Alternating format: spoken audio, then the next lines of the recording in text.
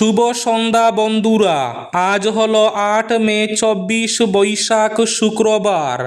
আজকের সন্ধ্যার বিশেষ বিশেষ খবরগুলি হলো: হাইলাকান্দি জেলার কাটলিছড়ায় এক চাঞ্চল্যকর ঘটনা। বিয়ের ২ মাসের মাথায় রহস্যজনক মৃত্যু হলো এক তরুণীর। গ্রেফতার স্বামী, শ্বশুর, শাশুড়ি। আজ কিছু সময় পূর্বে নিলামবাজার বেড়াজালে ভয়াবহ বাস দুর্ঘটনা।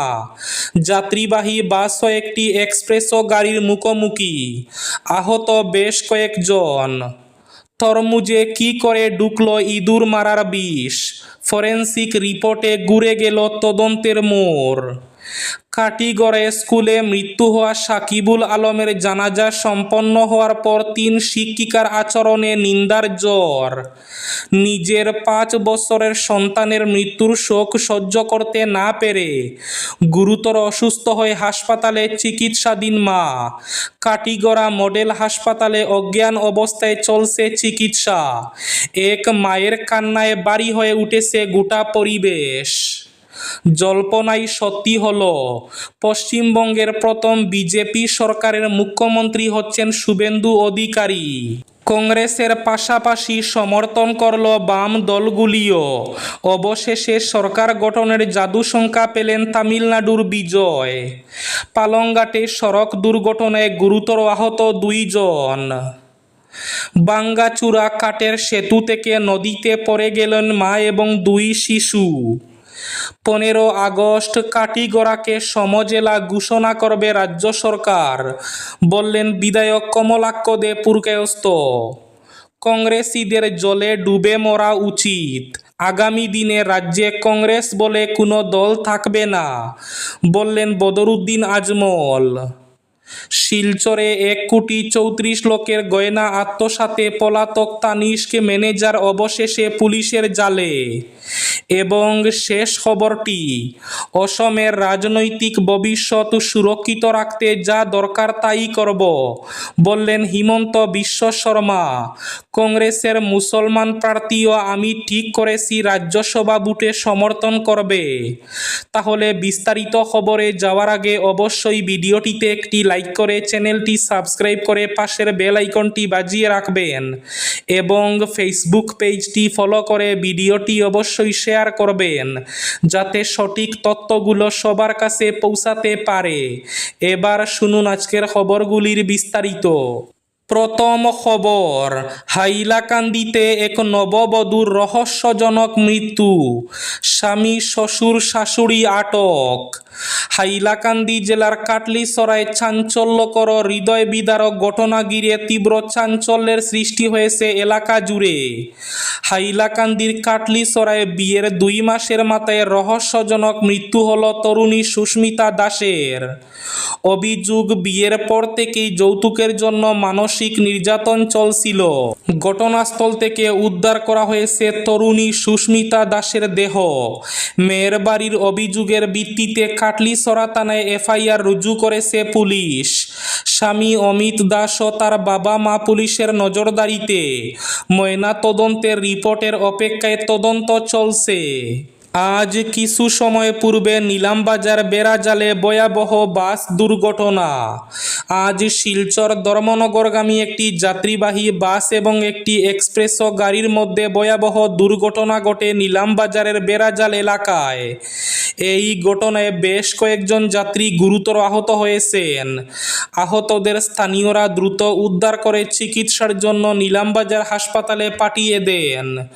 জানা গেছে, সড়কের পাশে দাঁড়িয়ে থাকা এক্সপ্রেসো গাড়িকে দ্রুতগতির ওই বাস সজোরে ধাক্কা মারে। সংঘর্ষ এতটাই ভয়াবহ ছিল যে গাড়িটির সামনের অংশ সম্পূর্ণ দুমড়ে মুচড়ে যায়। কাটিগড়ায় স্কুলে মৃত্যু হওয়া সাকিবুল আলমের জানাজা সম্পন্নের পর ৩ শিক্ষিকার আচরণে নিন্দার জ্বর। ৫ বছরের সন্তানের মৃত্যুর শোক সহ্য করতে না পেরে গুরুতর অসুস্থ হয়ে হাসপাতালে চিকিৎসাধীন মা। কাটিগড়া মডেল হাসপাতালে অজ্ঞান অবস্থায় চলছে চিকিৎসা। এক মায়ের কান্নায় বাড়ি হয়ে উঠছে গোটা পরিবেশ। কাটিগড়ে ক্লাসরুমে গলায় কিছু একটা আটকে শ্বাসরুদ্ধ হয়ে মৃত্যু হওয়া ছাত্র তথা 5 বছরের শিশু সাকিবুল আলমের জানাজা সম্পন্ন হয়েছে এক শোকাবহ পরিবেশে। গভীর রাতে ময়নাতদন্ত শেষে শিশুটির দেহ গঙ্গাপুর স্থিত নিজ বাড়িতে পৌঁছাতেই কান্নায় ভেঙে পড়েন পরিবারের সদস্যরা। এদিকে মর্মান্তিক ঘটনার পর উপত্যকা জুড়ে চর্চা শুরু হয়েছে। কিভাবে শিশুটির মৃত্যু ঘটল এ নিয়ে এক চর্চা চলছে। এদিকে সামাজিক মাধ্যমে 3 শিক্ষিকার বিরুদ্ধে তীব্র ক্ষোভ ও নিন্দা উগরে দিচ্ছে নেটিজেনরা।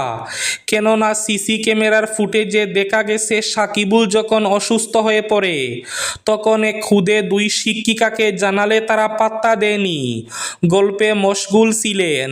পরবর্তীতে স্কুলের অধ্যক্ষা সাংবাদিকদের মুখোমুখি হয়ে ঘটনার বিবরণ তুলে ধরার সময় হাসি আটকে পারছিলেন না। এমন অমানবিক কর্মকাণ্ডে তাদের বিরুদ্ধে ক্ষোভে ফুঁসছে নেটিজেনরা এবং ধিক্কার জানাচ্ছে। তরমুজে কি করে ঢুকলো ইঁদুর মারার বিষ? ফরেনসিক রিপোর্টে ঘুরে গেল তদন্তের মোড়। মুম্বাইয়ে একই পরিবারের 4 জনের মৃত্যুর ঘটনায় আরও একবার পোক্ত হলো যে তরমুজ খেয়ে তাদের মৃত্যু হয়নি। মৃত্যুর কারণ ইঁদুর মারার বিষ জিঙ্ক ফসফাইড। ময়নাতদন্তের রিপোর্টে এমনই জানাচ্ছেন চিকিৎসকরা। আবুদুল্লাহ দোকাইদিয়া এবং তার পরিবারের মৃত্যুতে প্রথমেই উঠে এসেছিল তরমুজের জেরে বিষক্রিয়ায় তত্ত্ব। প্রাথমিকভাবে জানা গিয়েছিল গৃহকর্তার শরীরে মিলেছে প্রাণঘাতী মরফিন। তবে ময়নাতদন্তের পর জানা গেল মৃত্যুর পেছনে রয়েছে প্রাণঘাতী জিঙ্ক ফসফাইড। তবে সেটা কিভাবে শরীরের মধ্যে ঢুকলো তা নিয়ে তদন্ত চালাচ্ছেন পুলিশ আধিকারিকরা। এদিকে তারা যে তরমুজটি খেয়েছিলেন তার নমুনা সংগ্রহ করেছিলেন ফরেনসিক বিশেষজ্ঞরা। পরীক্ষায় সেই নমুনার মধ্যে জিঙ্ক ফসফাইডের উপস্থিতির প্রমাণ পাওয়া গিয়েছে। এই বিষাক্ত রাসায়নিক ইঁদুর মারার বিষ হিসাবে ব্যবহৃত হয়। এর আগে ময়নাতদন্তকারী চিকিৎসক জানিয়েছিলেন মৃতদের সকলের মস্তিষ্ক, হৃৎপিণ্ড এবং অন্ত্রের মতো অঙ্গগুলির রং সবুজ হয়ে গিয়েছিল। চিকিৎসা বিজ্ঞান অনুযায়ী অঙ্গ সবুজ হয়ে যাওয়া বিষক্রিয়ার অন্যতম লক্ষণ। কংগ্রেসীদের জলে ডুবে মরা উচিত। আগামী দিনে রাজ্যে কংগ্রেস বলে কোনো দল থাকবে না, বললেন বদরুদ্দিন আজমল। কংগ্রেস দল এখন মুসলিম লীগ হয়ে গেছে। দুনিয়াকে তাদের এই চেহারা দেখানোর আগে ওদের জলে ডুবে মরা উচিত। দিশপুরে সাংবাদিকদের ডেকে কংগ্রেস দলের ক্ষুরধার সমালোচনা করে এই ধরনের মন্তব্য করেন এআইইউডিএফ দলের সভাপতি বদরুদ্দিন আজমল। তিনি বলেন, কংগ্রেস দলের ভুলের জন্য আজ বিরোধীদের এই অবস্থা হয়েছে। কংগ্রেস দল পরিকল্পনা করে এআইইউডিএফ দলকে নিঃশেষ করেছে। আমাদের ক্ষতি করতে গিয়ে তারাও ডুবেছে। অসমের রাজনৈতিক ভবিষ্যৎ সুরক্ষিত রাখতে যা দরকার তাই করব, বললেন হিমন্ত বিশ্ব শর্মা। কংগ্রেসের মুসলমান প্রার্থীও আমি ঠিক করেছি, রাজ্যসভা ভোটে সমর্থন করবে। যে করেই হোক অসমের রাজনৈতিক ভবিষ্যৎ সুরক্ষিত রাখতে হবে এবং সেই লক্ষ্যে যা প্রয়োজন তাই করতে প্রস্তুত সরকার।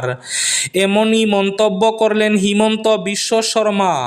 তার দাবি, অন্তত 2031 সাল পর্যন্ত রাজ্যের রাজনৈতিক দিশা তারাই নির্ধারণ করবেন। তিনি জানান, কংগ্রেসের বিজয়ী 6 জন মুসলমান বিধায়ক তার কথায় চলেন এবং আগামীতে রাজ্যসভা নির্বাচনে তারা বিজেপির প্রার্থীদের ভোট দেবেন। জল্পনাই সত্যি হলো, পশ্চিমবঙ্গে প্রথম বিজেপি সরকারের মুখ্যমন্ত্রী হচ্ছেন শুভেন্দু অধিকারী।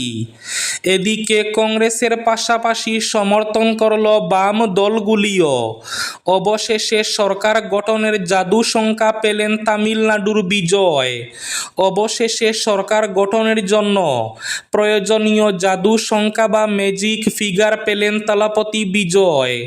বিজয়ের দল টিভিকের একটি সূত্র মারফত জানা গিয়েছে, কংগ্রেস ভিসিকের পাশাপাশি 2 বাম দল সিপিএম এবং সিপিআই সমর্থন দেওয়ার কথা জানিয়েছে। এই 4 দলের সমর্থন পেলে বিজয় অনায়াসে জাদু সংখ্যা পেয়ে যাবেন। টিবিকে সূত্রে খবর, আজ বিকেলেই তামিলনাড়ুর লোকভবনে গিয়ে রাজ্যপাল রাজেন্দ্র বিশ্বনাথ আর্লেকের সঙ্গে দেখা করার কথা বিজয়ের। সেখানেই সরকার গঠনের দাবি জানানো হবে। রাজভবন থেকে বেরিয়ে যৌথ সাংবাদিক বৈঠক করতে পারেন টিবিকে।